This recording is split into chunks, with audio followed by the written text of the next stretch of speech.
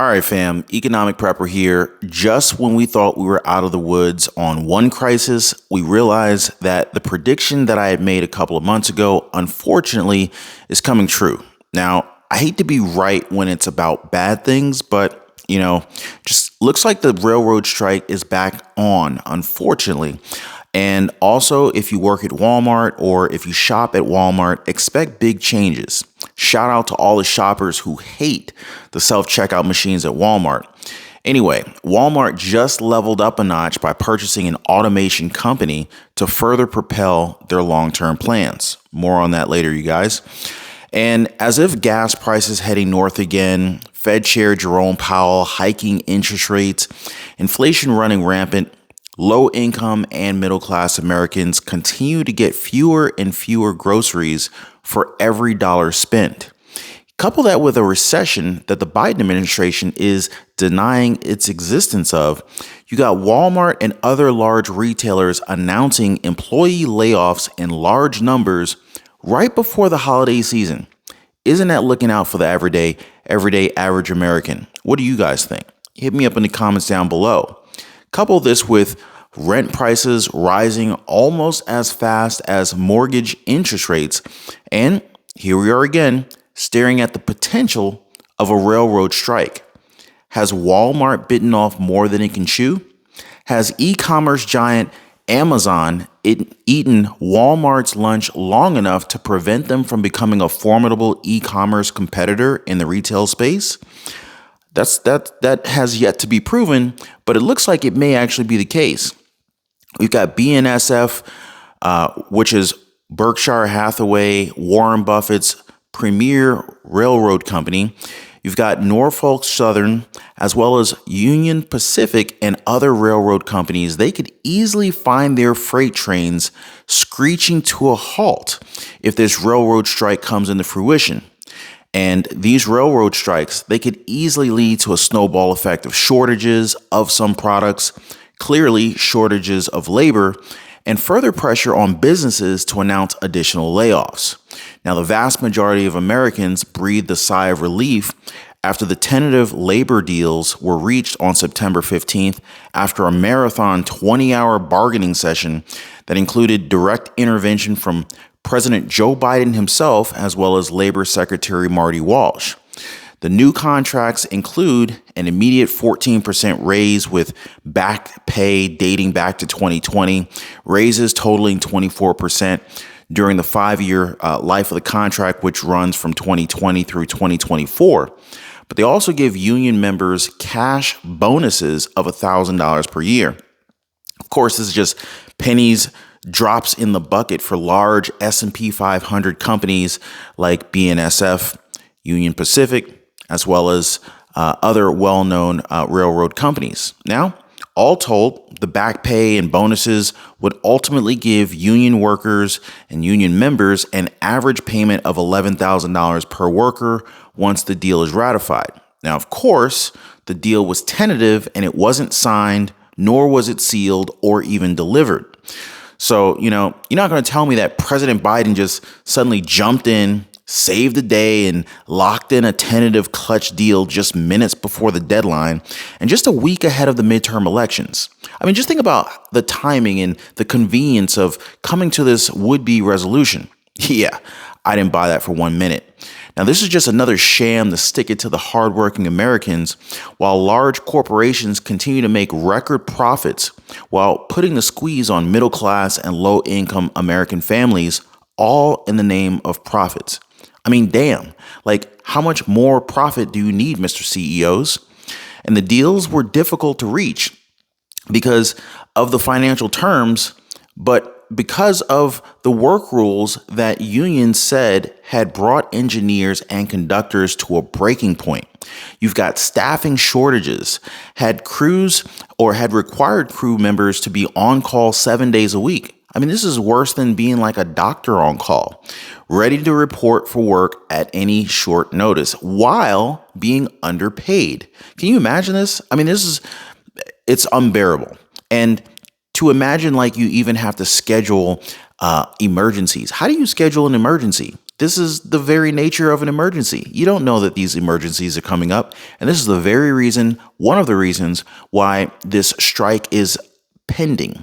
Many workers are tired of being underpaid, and they're also tired of the inflexible worker time off and sick time regulations. Also, union leadership said that those rules were adjusted as a part of the contract, and they caused great anger at management among rank and file members. Oh, management's a little bit upset. But a union of railroad track maintenance workers has rejected a tentative agreement with the nation's freight carriers, renewing the threat that there could soon be a strike that would ultimately shut down this vital link in the nation's already struggling supply chain. Talk about future shortages coming down in the near term if this strike were actually to come up into fruition. Now, the vote announced Monday by the Brotherhood of Maintenance of Way Employees Division was 43% in favor of proposed 5-year contract, but unfortunately, 57% opposed it.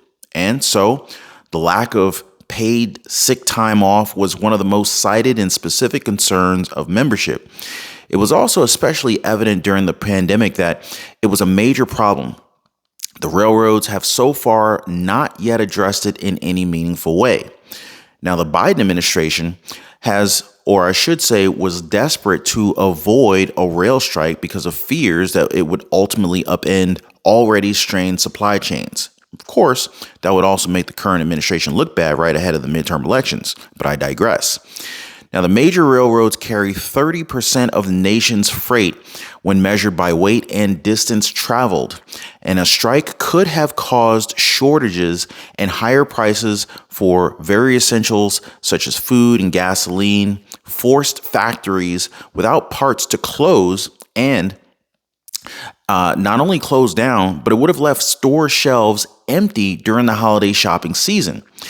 This is the only period during the year when retailers can really expect a huge boom. Can you imagine the effect that this railroad strike could affect, or how it could possibly affect retailers?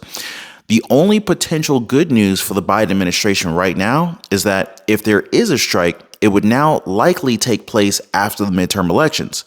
But it looks like the cat's out of the bag. So if there's likely to be a strike, even if it happens after the midterm elections, voters already know what the deal is. Rank and file union members' anger hasn't been expressed at railroads. Union members working on other industries, they've recently balked at approving deals, even when recommended by their own union leadership. Although most union contracts are ratified, there have been some very high-profile examples of angry union members voting no. About 10,000 members of the United Auto Workers at farm equipment maker John Deere went on a strike last fall after rejecting a tentative agreement. This rejected other offers, including immediate raises in their base pay of 5 to 6% and additional wage increases later in the contract that could have increased average pay by above 20% over the past 6 years.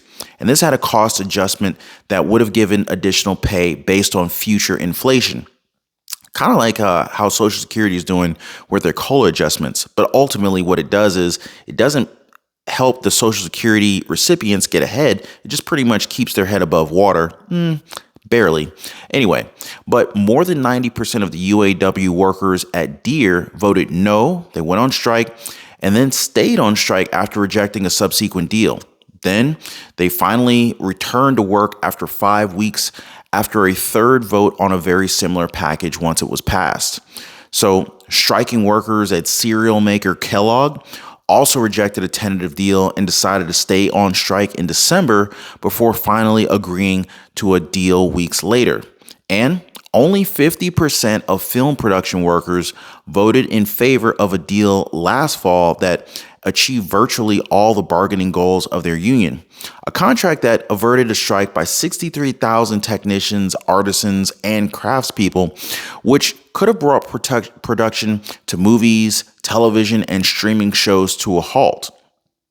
Remember, guys, all in the name of profits.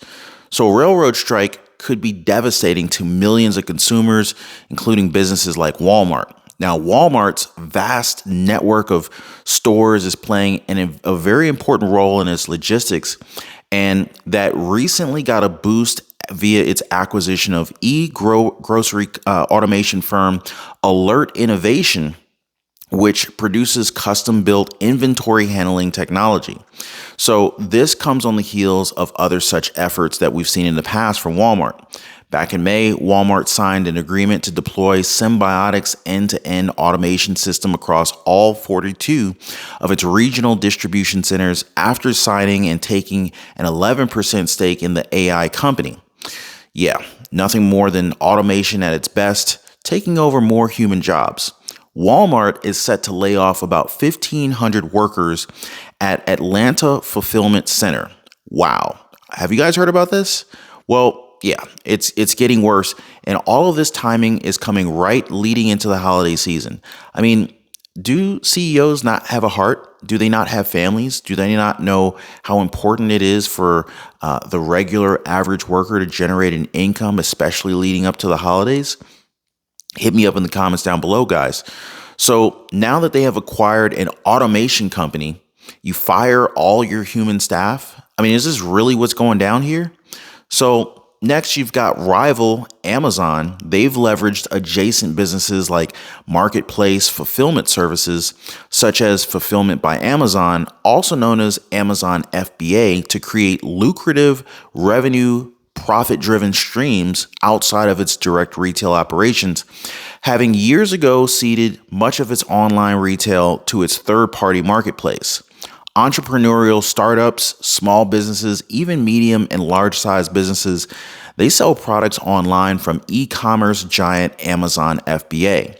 Now, according to Nick Eaglin, president of retail estate firm SiteWorks, while Walmart appears to be following suit, it is unlikely to succeed with their tactics. I have a lot more information to share with you guys, so definitely make sure to drop a like for the video and subscribe to the channel. I look forward to seeing you guys on the next one. Be safe.